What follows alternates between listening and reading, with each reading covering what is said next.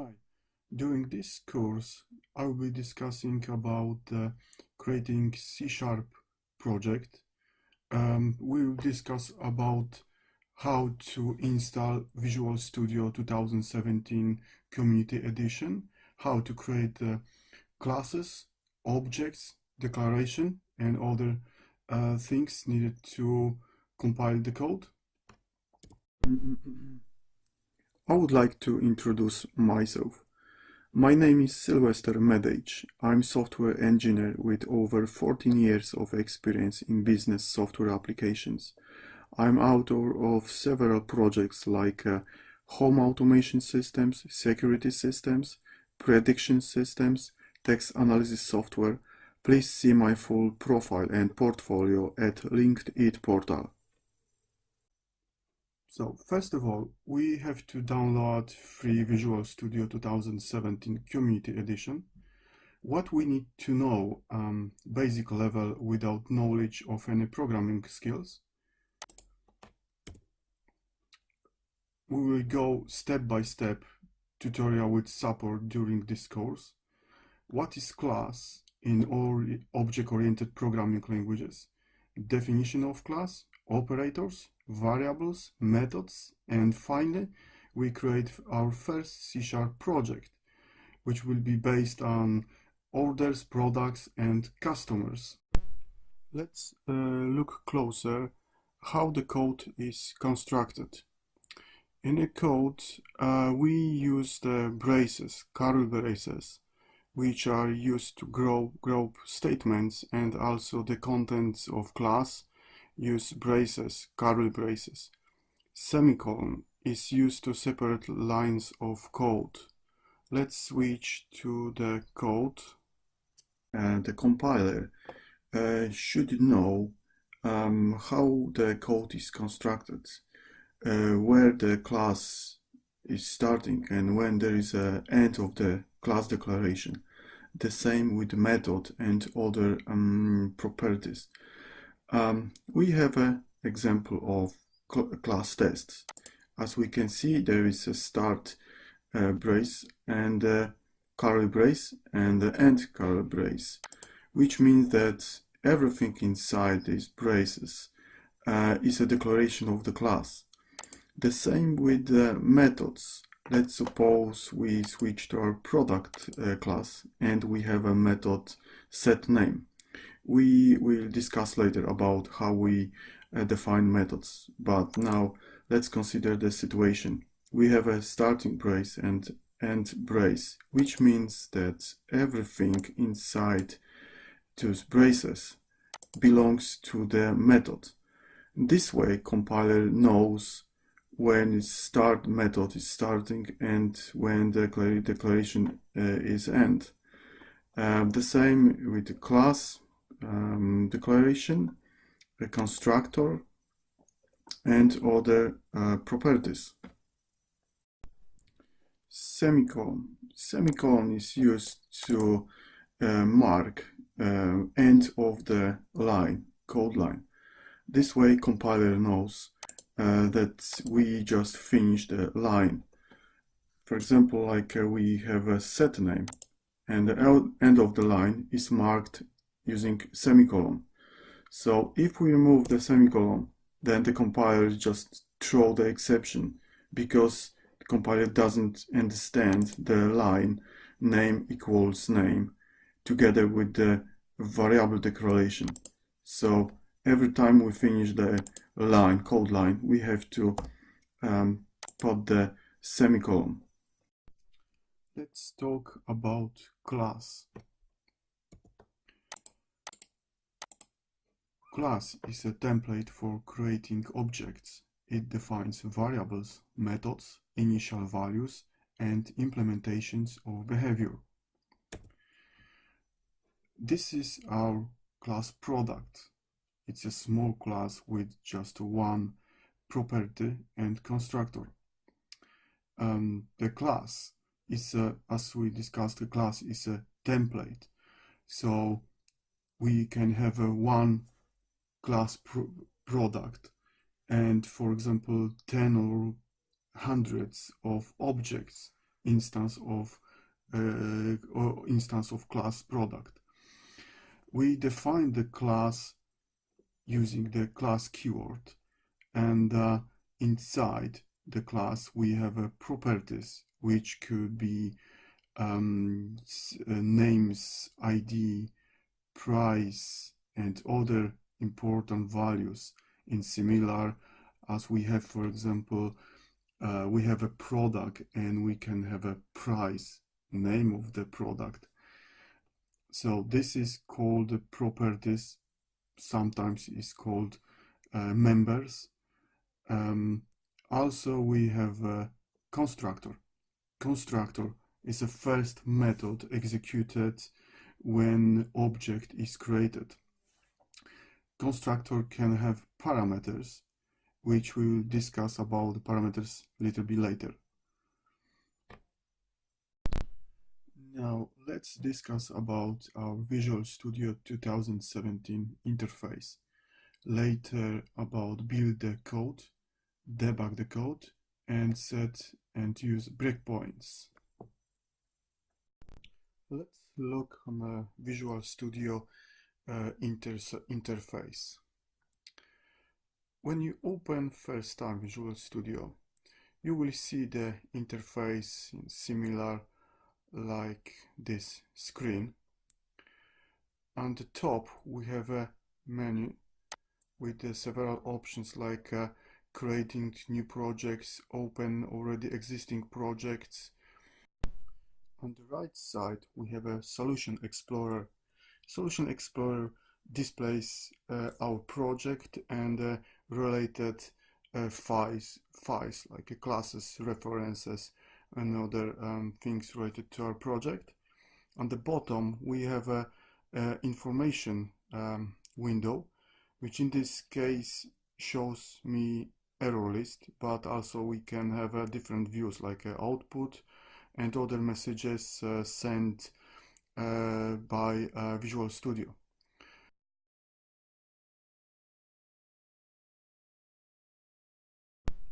To create new project, we have to go at the top, select File, New, and Project. We have also other options, but in our case we create new project. Visual Studio will ask us what kind of project we want to create, and in our demo we will create just a console application, which is that one. So we have different types of projects. We also have other projects like WPF, ASP.NET Core web application, class library, but as I said, in our demo we will use console application. So we can start, type our project name, for example, like a first project, and just to confirm, press button OK. Now the Visual Studio create our first class automatically.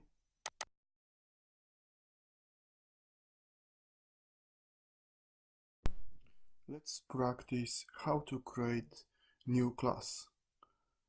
First, right click on the project name, in our case first project, then select option add, then new item, and we have several options. So let's choose a class.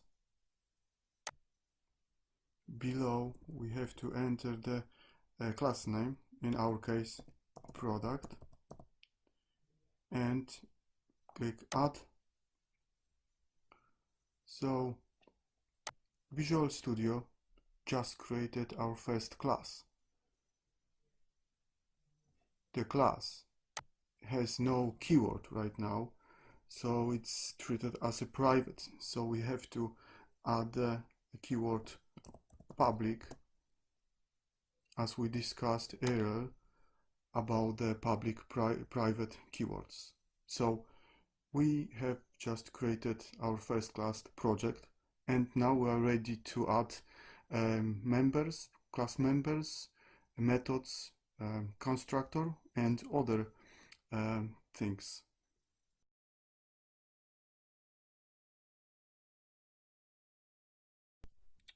This is our class product. This is a full implementation of our class product. On the top section, we have a ID, which is identifier of the product, name, which is type string, barcode, and price. Price double, because we can have not just numbers but decimal numbers enter as well. And below section, the method with the plus sign means that it's a constructor. As we can see, there is a parameter included, ID type of integer. So when we create the instance of product class, we have to provide the ID for each object. Also, we have a setName method, which expect parameter name type of string, and void means that the method won't return any values, any types. The same situation with setPrice. GetName. The getName method doesn't need any property, any parameters. It just returns string type. The same with the getID and getPrice. Our project will have three classes: class product, class order, class customer. Also program class, which is starting point of the application. Now let's discuss about public-private operators. Class product, we have, for example, the defined private property name, which is here. This means that the name property will be accessible, visible only inside our class product. It won't be visible outside the class product. The same with the public. The public will be accessible and visible outside our class product, so other parts of the code will see the constructor. Also, we define the class product with keyword public.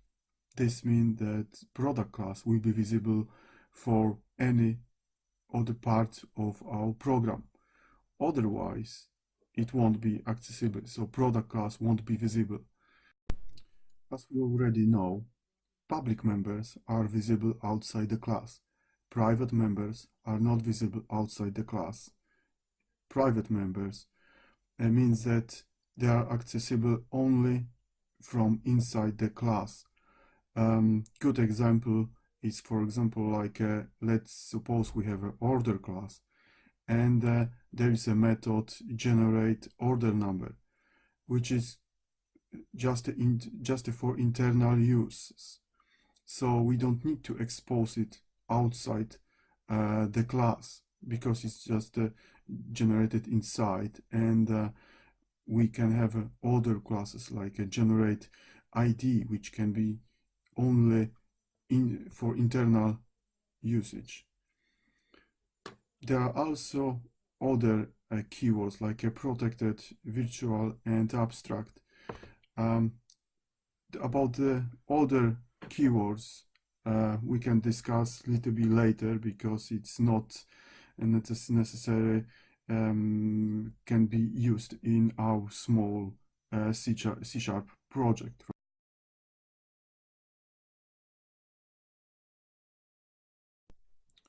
Now let's talk about types. For example, in our class, this is an example of our product class, which we'll discuss in details later. But now I would like to focus on types. So we define the private members type of integer, which is represent 32 bits signed integer value, string, and double. We have to declare type variable before we can use it. Otherwise, compiler won't know about it, and it just throw an error during the when we try to compile the project. So, for example, like we have a getID method, which is defined as a public, and return type is integer. It simply return our ID. The same, we have a setName method, which is type of void. So the method setName won't return any value. It just accepts parameter type of string. And then we assign the name to already declared variable name, which is declared on the top over here.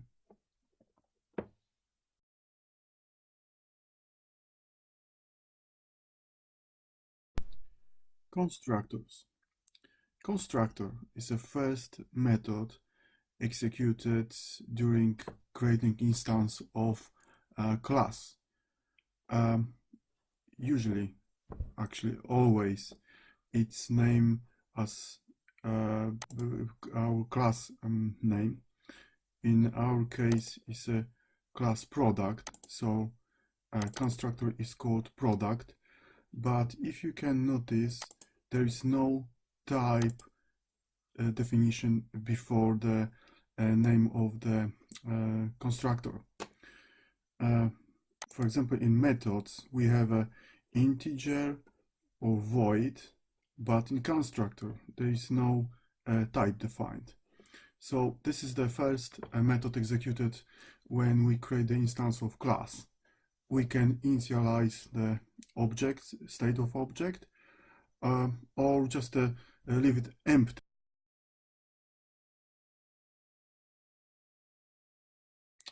We define in our method return types after type public or private, then return type, and method name. As we can see in this example, we have return type integer. That would mean that return integer, it's a defined ID, which is defined over here. So we can't mix it, for example, like a int and let's say return type of string, because compiler usually just throws an error.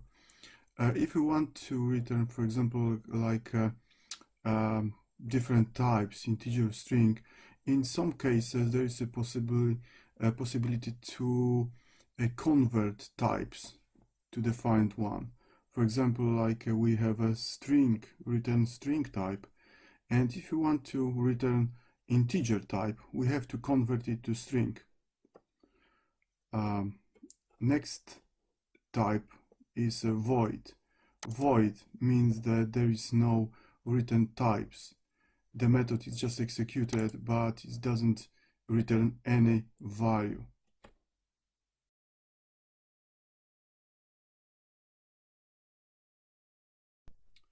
Methods can have a empty parameter list, or if we want to pass some values to our object, we can pass the parameters to the method.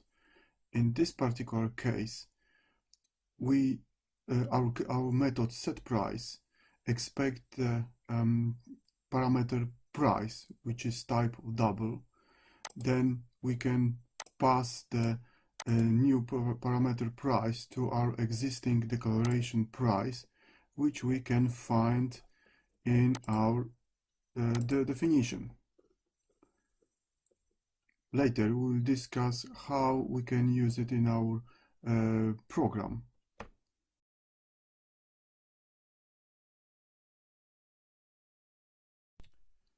Let's talk about class properties and class methods. Class properties in our example we defined as a private, so it won't be visible outside our class. But there are also a property called getters and setters, which means that we can set the property as a public with the keyword get and set, and automatically the discount will be visible outside the class. Methods, we can set some properties as we have in our example, but methods also are used to call some specific mechanism to call execution some kind of code inside the product. Let's say, for example, we have an order class which will calculate the sum of our product lists.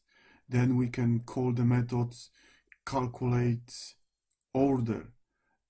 So this will be the method, not a property. Property can be, for example, like a string barcode name, or in order class, for example, it would be customer ID. Will be property of class order. Let's explain what is a program class and the basic structure when the Visual Studio create our first project. As we can see, much better.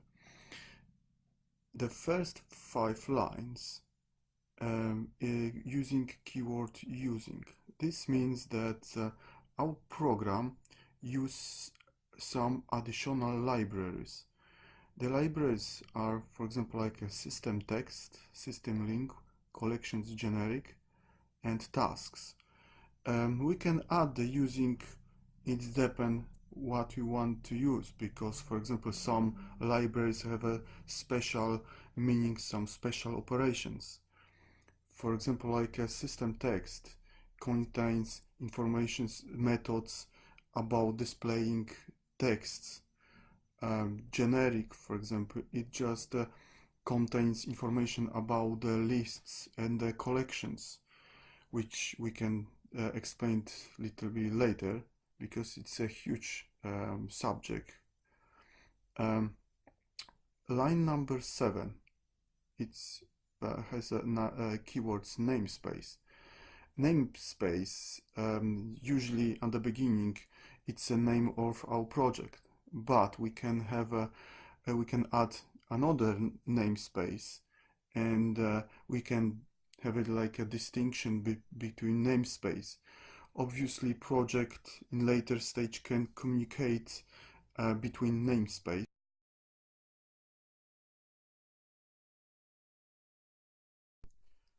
For us as developers, it's handy to have different namespaces, because it's, as I said, it's easy to navigate between namespace and other different parts of our software. The next line number 9, contains the class program, which is the starting point of our application, and also line number 11, the static void main method with the parameters args. It's a starting method of our application.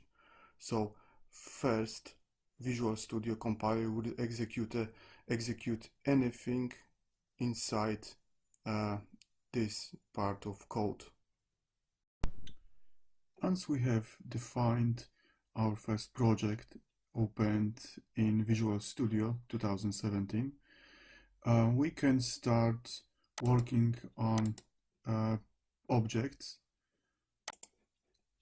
We will discuss and explain what is an object, how to create object instance of class, passing parameters to objects, call class methods, how to declare variables and initialize variables.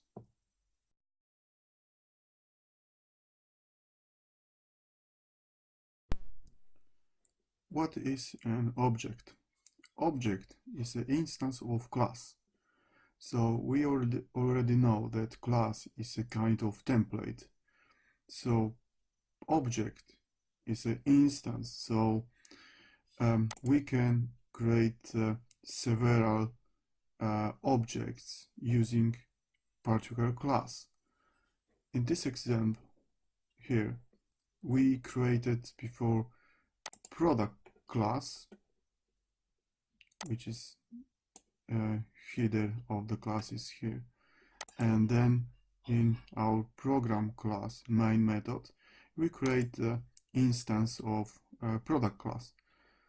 We call it product1, so it's a object name. Later we give the keywords new, which means that compiler knows that we create new object. Over here we add the passing parameters.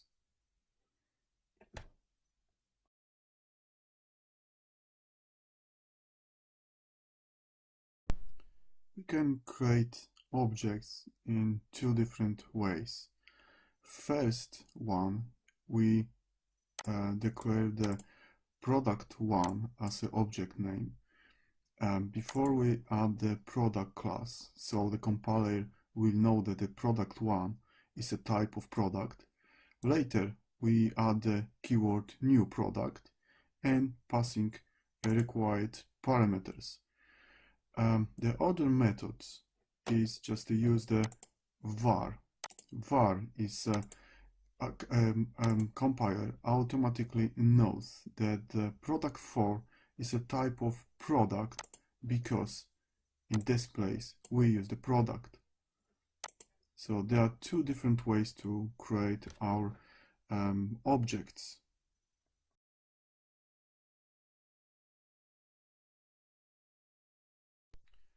Our classes can have constructors with parameters. We can add as many parameters as we need, or constructor can have null parameters, simply no parameters. Parameters are used just for initialize the object. As we can see here, the product in this constructor expects three parameters: ID, name, and price. When we create the instance of class, we have to provide those parameters. First one is the ID, product name, and price. Otherwise, the compiler just throw an error.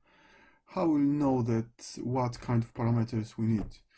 We don't need to switch to the product class and see what kind of parameters we need.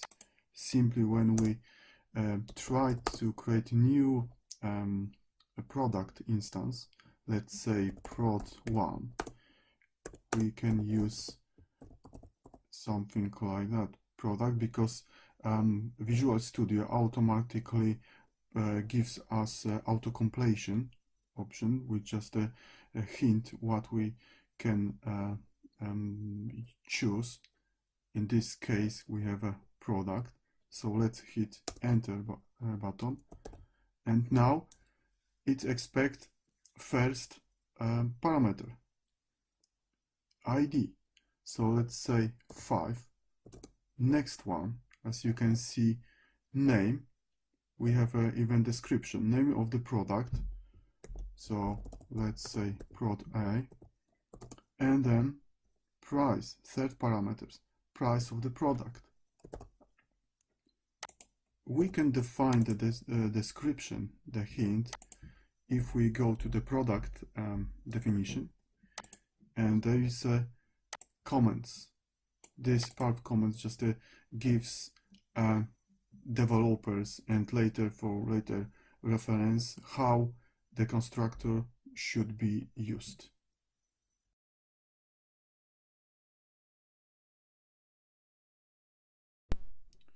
Our small project contains 3 classes. We created objects, but how we can get information from these objects, or just set and call some methods. For example, like here, our product class has a method getName, which the purpose of this method is just to simply return defined name, where we define the name during the constructing the object. Let's see the example here. We created the object product1 and passed a parameter name as a product product A, sorry. Now we call the method using the object, let's say product1. So we call product1 dot get name. This is exactly the name we defined in our product class. So this method simply returns the name.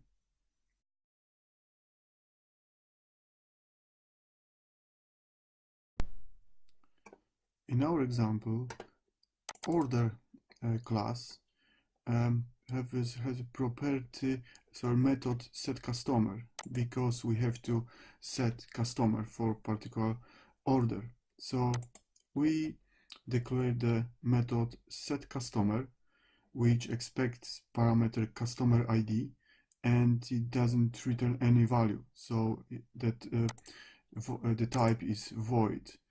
Inside the method, we assign the customer ID from the parameter assigned to the customer ID, which is defined on the beginning of our class.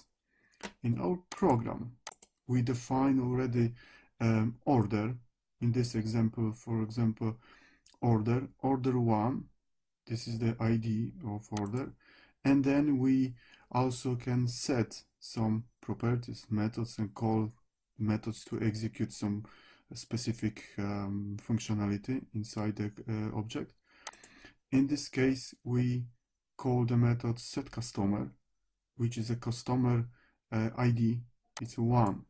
So our order product has already information about the customer.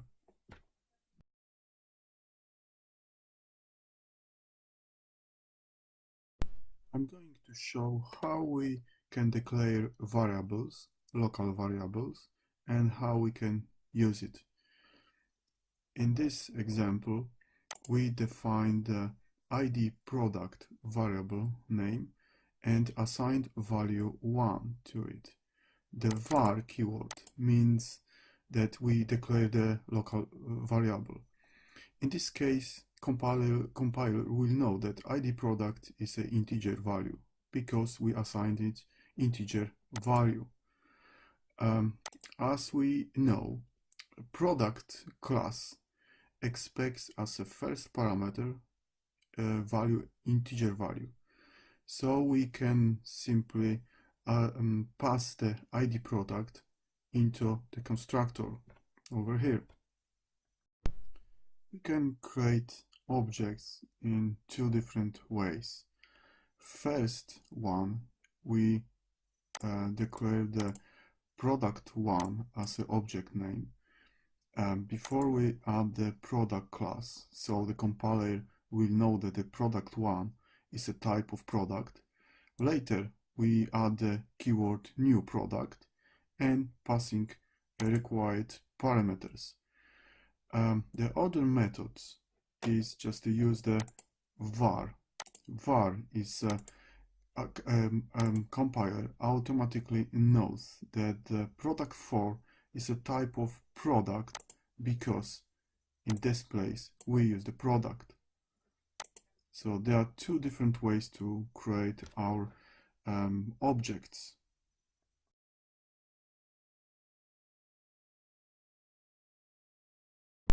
In our example project, we use loops. What are loops? A loop is a sequence of instruction that is continually repeated until a certain condition is reached. Let's look closer on an example how we create the loop and how loop works. So for the demo purpose, I created method which is called for loop example, declared variable I, which value is 0, assigned value is 0. Then we declare the for loop. The first part of the loop just initialize the variable. In our case, it's assigned value 0. Next one, the loop checks the condition, and if it meets the condition, then iteration that the loop will iterate to the next value. Next part, we increase the variable.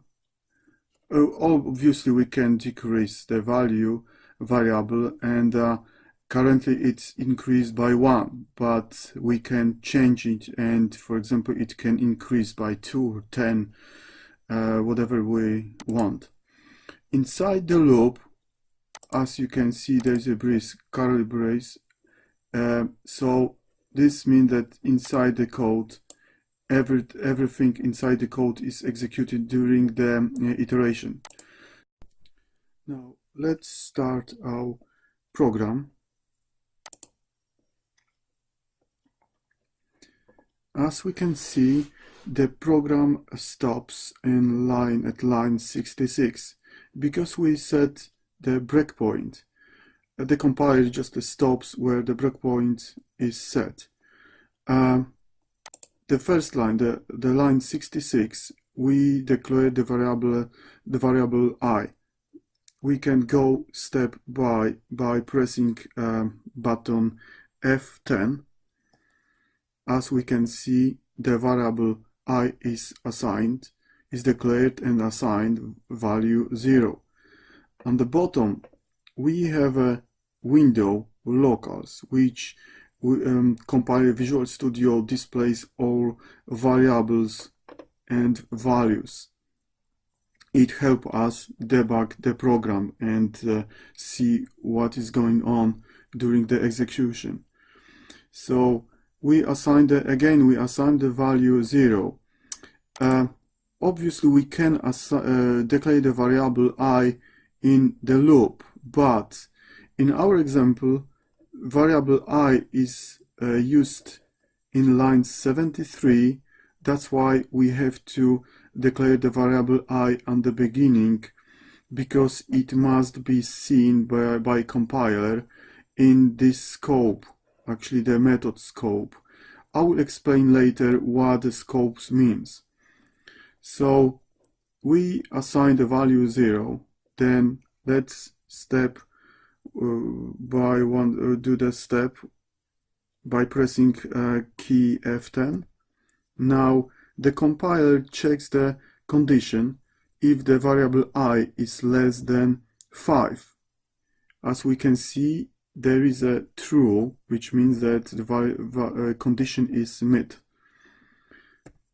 Then we're displaying the variable I in the console, which is still 0. Then the for loop will iterate, and then variable I is increased by 1. Now the variable I has a value 1. Let's go F10. Now we're displaying that variable I has a value 1, as we can see at the bottom. In locals watches we have a value 1. Then we can iterate every time its variable I has now value 2, and let's see what happens when we have a currently 4, so one more step. Okay, this because the variable I has a value 5, then the condition is not met, then the program just exited from loop 4. Now we have displayed value 5. So 4 is just a iterating variable until condition is met.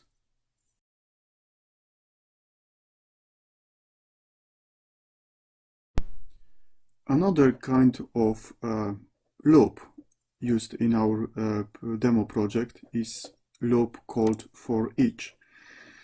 It's very similar loop, but we can use it in different way. So it's just a iterate. In this example, it's just iterate through our product list. We don't need to iterate, increase any value variable as in our first example. So at the beginning we defined in our program class product lists. We added 2 products to our list, and finally we want to calculate the amount of our order. So in this line we call method calculate amount, which is just a calculation amount for the whole order. So in our case we have in product list 2 items. As you can see, we have a variable count equals 2. We can expand the list and see the product list, first product and second product. First product has a barcode empty, discount 0, ID, name and price. The same second product has a price 11, product B, ID 2. We iterate through the product list. So let's go by pressing key F10,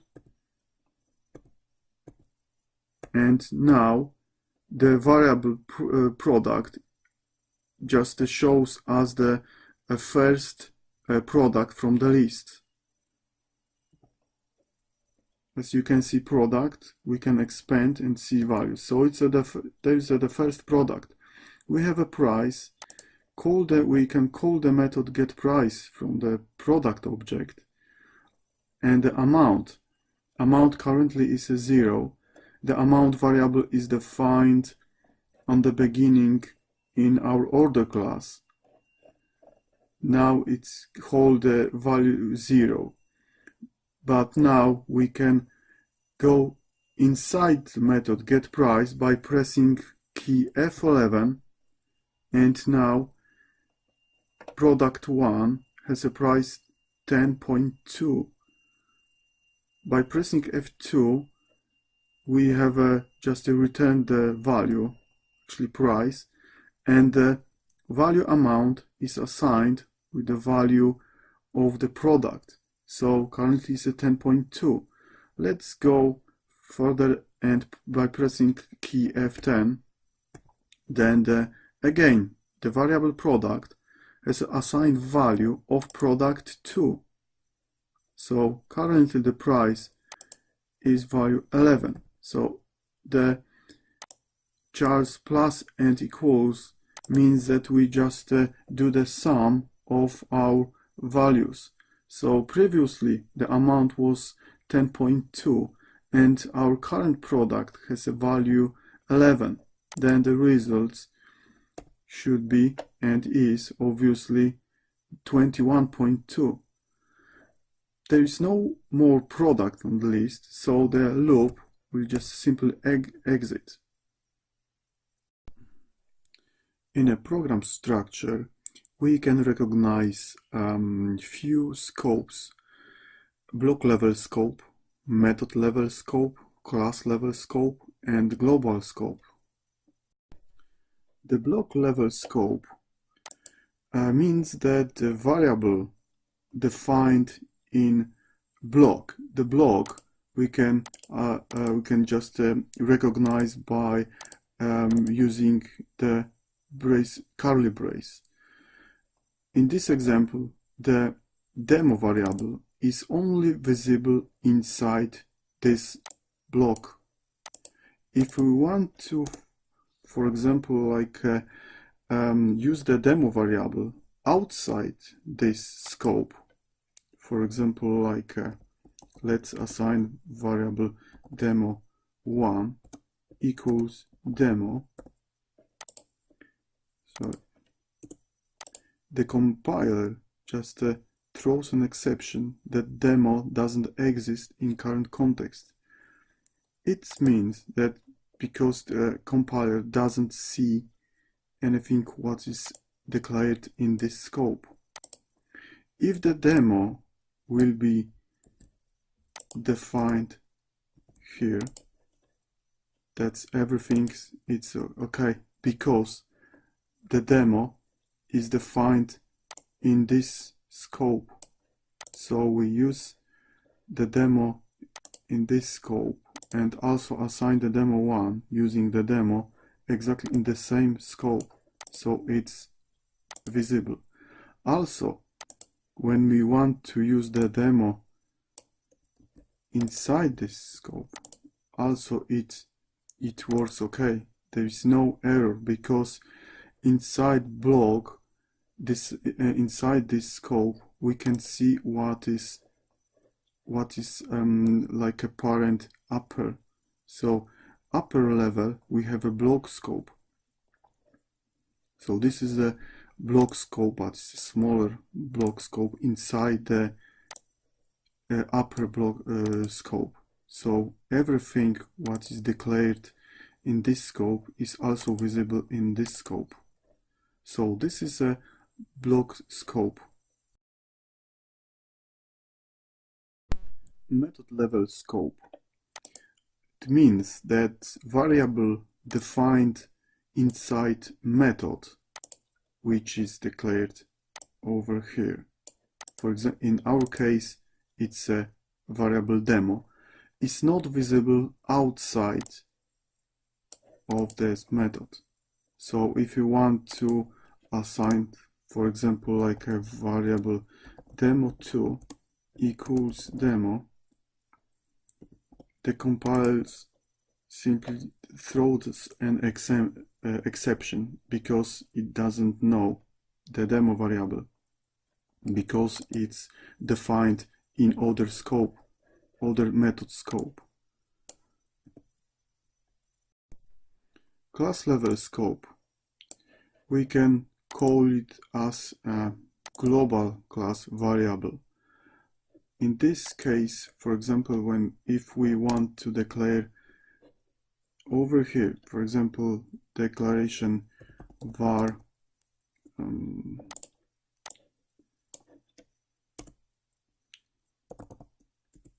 integer e equals 10, then the variable I will be visible in this class method, this method and this method as well. But what happens if we have a variable I declared as a scope variable, as a global variable, and inside our for loop example method there is also the same method, the same variable declared here? So what compiler should treat this? This variable defined here in line 67 has a priority over the class scope variable. So if we suppose declared the I variable as 10, and then in our for loop example the variable I is declared as 0, then the compiler just get this variable as a first. So in our case, the variable I will be 0 because it's treated as a completely different variable. Global variables, global scopes. We can identify, actually declare the scopes, global variables as with the keyword static, which means that variable A will be visible anywhere in the program when we use the our order class and then use the variable name. For example, like even we don't need to create instance of class. We just simply type our order class dot, and as we can see, there is variable A available everywhere. This kind of scopes variables are used usually to declare some static variable which will be available in our project. Let's say a version of the software, string connection to the database, and other similar things.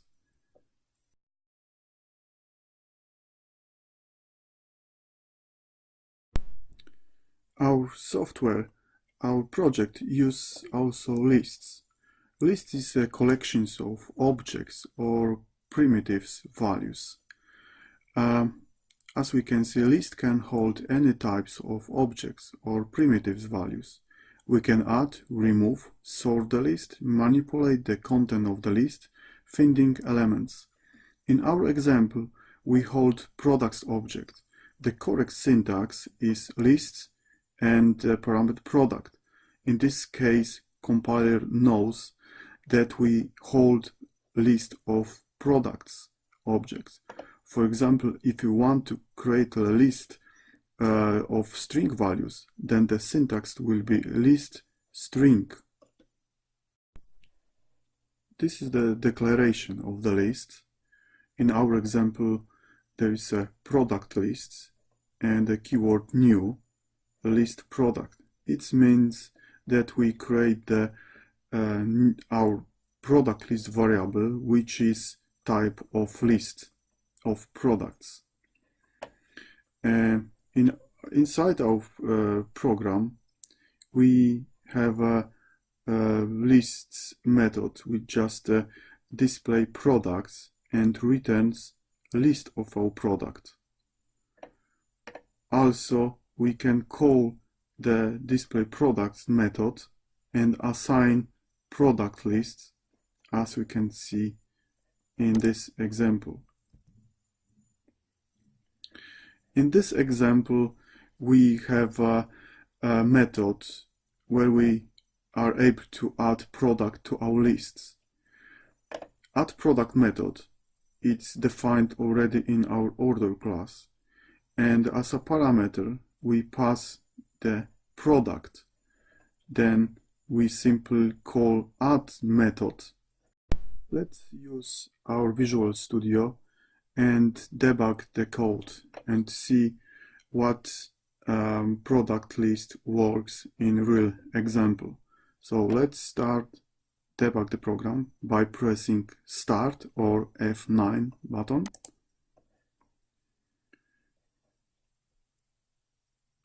Currently we create an order by pressing a key F10. We go step,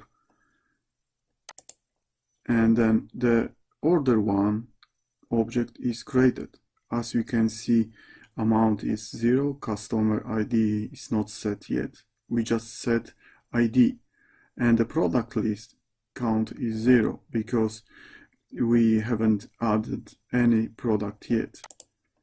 Let's go further. So we set the customer, and as we can see, we set the customer ID number 1.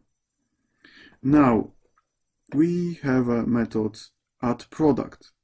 As we can see, we define the product 1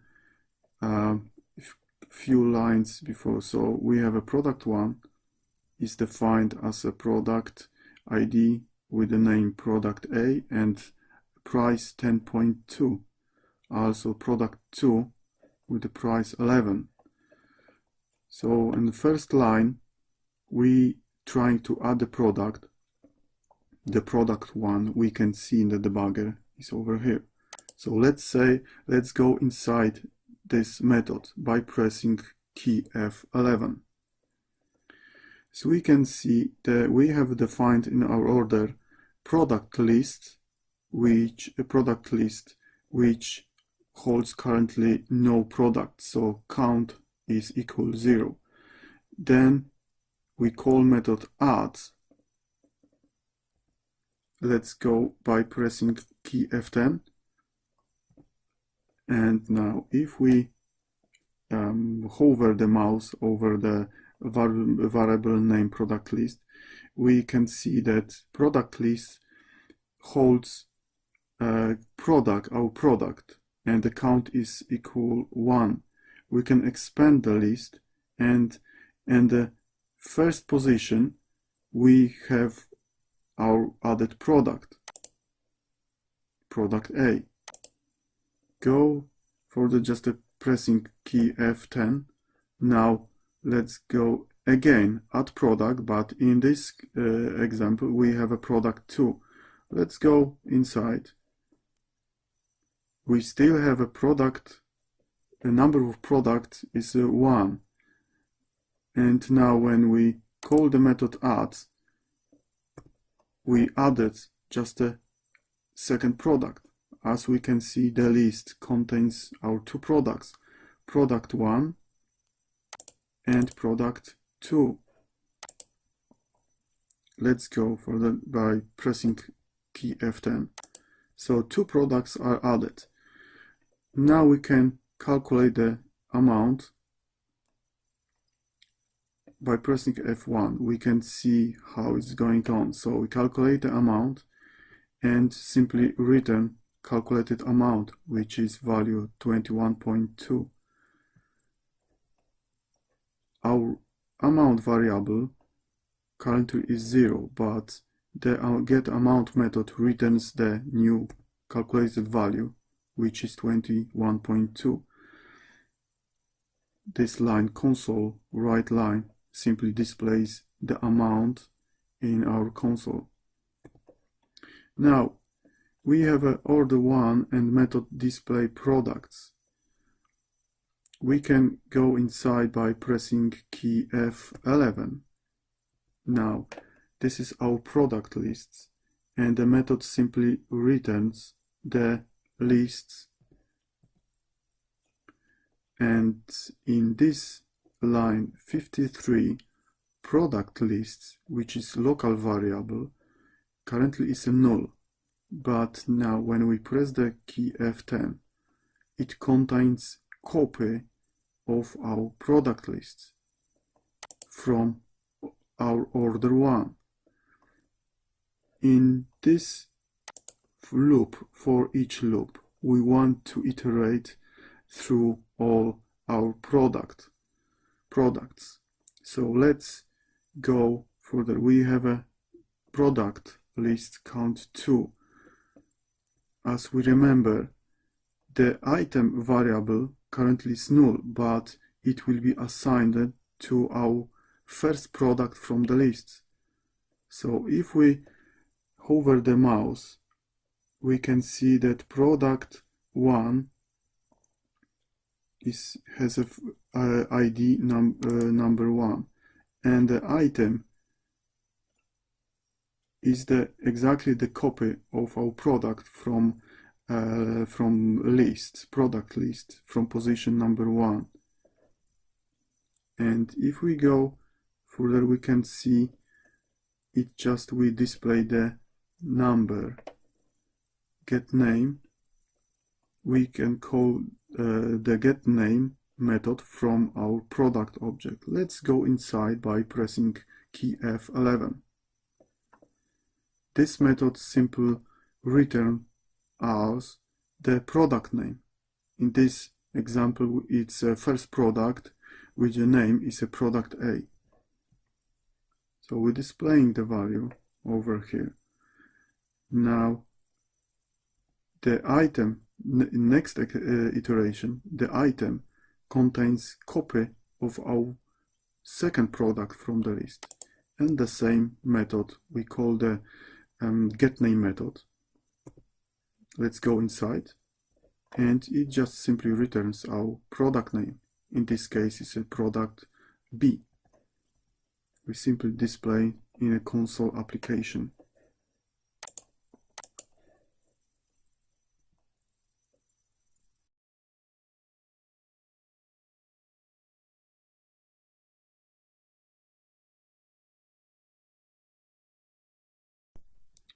Let's talk about errors.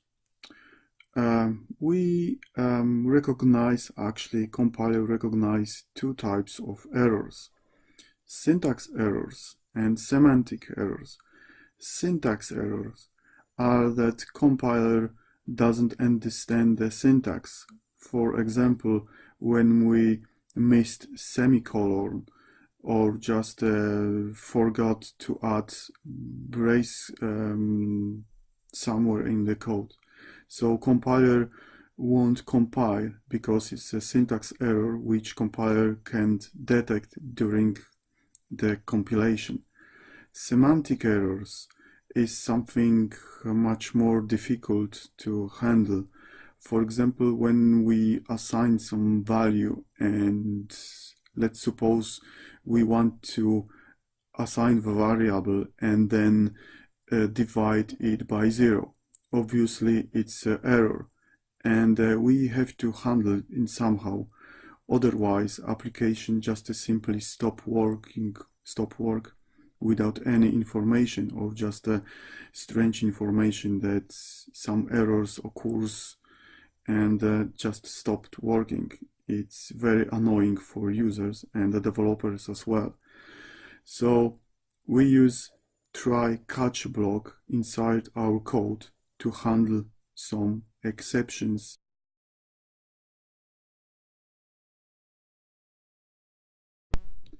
I just added example method, which is called try catch examp, which is we simulate the semantic error. So first of all, we declared variable a, which has assigned value 10. Then inside our try catch block, you can see the curly braces, we declare the variable results, and as a result we have variable a divided by 0. This obviously occur just to throw an error. Without the try catch, the application just simply stops working. But how the compiler will go? So let's press F10 to the step by.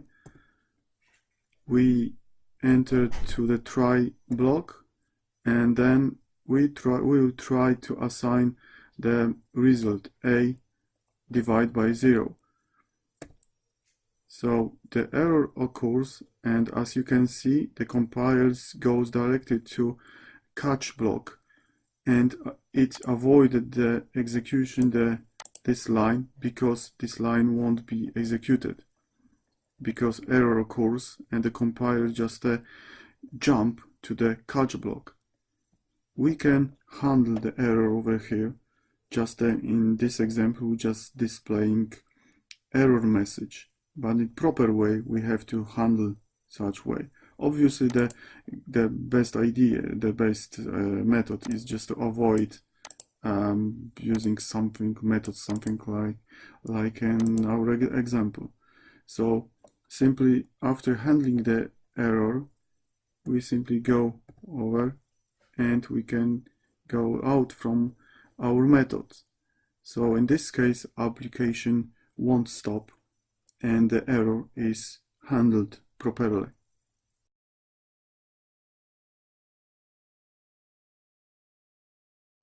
Now let's look how our code is executed and and see the results of our application. So let's start our code, and as a result we can see that we define the product A. Order amount is a 21.2, which is defined. We just get the order amount we're displaying over here. So this is our code. As we can see, in this line 56 we iterate through our product list and display product name, which is equivalent of product name, product A and B, which is the get name method returns our product name.